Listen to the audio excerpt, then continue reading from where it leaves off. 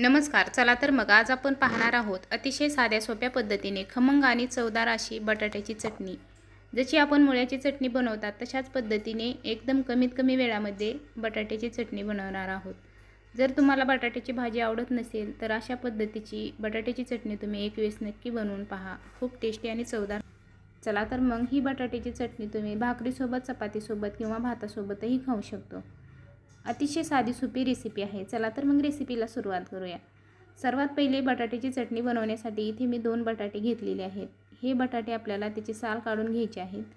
साल काढून घेतल्यानंतर खिसणीच्या साहाय्याने त्याचा खीस करून घ्यायचा आहे। जर तुम्हाला इथे मोठे मोठे बटाट्याचे तुकडे करायचे असतील तर तुम्ही तशा पद्धतीने हे तुकडे करून घेऊ शकता। आता हे खिसून घेतलेला बटाटा आपल्याला स्वच्छ धुवून घ्यायचा आहे आणि पुरण वाटायच्या चाळणीवरती पाणी निपटण्यासाठी ठेवायचं आहे। आता इथे 2 कांदे मी घेतलेले आहेत। कांदे आपल्याला बारीक असे कट करून घ्यायचे आहेत। चॉपरने मी एकदम बारीक असा कांदा कट करून घेतलेला आहे।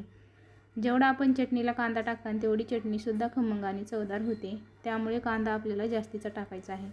आता इथे थोडेसे शेंगदाणे आणि 5 हिरवी मिरची घेतलेली आहे।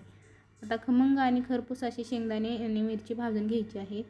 त्याचा कच्चेपणा जाईपर्यंत आपल्याला मिरची भाजून घ्यायची आहे। त्यामध्येच भरपूर असा लसूण टाकलेला आहे। हे सर्व मिक्सरच्या भांड्यामध्ये टाकून आबडधोबड अशी पेस्ट तयार करायची आहे।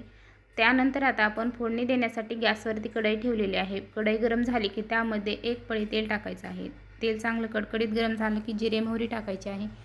जिरे मोहरी चांगली तडतडली की लसूण आणि कढीपत्ता टाकायचा आहे। त्याची खमंग अशी फोडणी तयार करायची आहे। त्यानंतर बारीक चिरलेला कांदा टाकायचा आहे। कांदा चांगला सोनेरी रंगावरती छान असा परतून घ्यायचा आहे। त्यानंतर पाव चम्मच इतकी हळद टाकायची आहे। हळद टाकून आपल्याला छान मिक्स करायचं आहे। त्यानंतर खिसून घेतलेला बटाटा टाकायचा आहे। बटाटासुद्धा आपल्याला तेलामध्ये मस्त असा परतून घ्यायचा आहे। अगदी 5 मिनिटांमध्ये ही बटाट्याची चटणी तयार होते आणि कमीत कमी वेळामध्ये अतिशय चवीला खमंग अशी लागते। त्यानंतर आपल्याला चवीपुरतं मीठ आणि 3 चमचे इतकं शेंगदाणे आणि हिरव्या मिरचीचं कूट टाकून घ्यायचं आहे। तिखट तुमच्या आवडीप्रमाणे त्यामध्ये टाकून घेऊ शकता।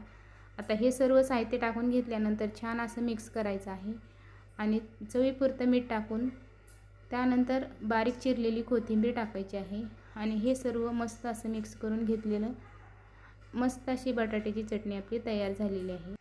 व्हिडिओ आवडला तर लाईक, शेअर आणि सबस्क्राईब करायला विसरू नका। पूर्ण व्हिडिओ पाहिल्याबद्दल धन्यवाद।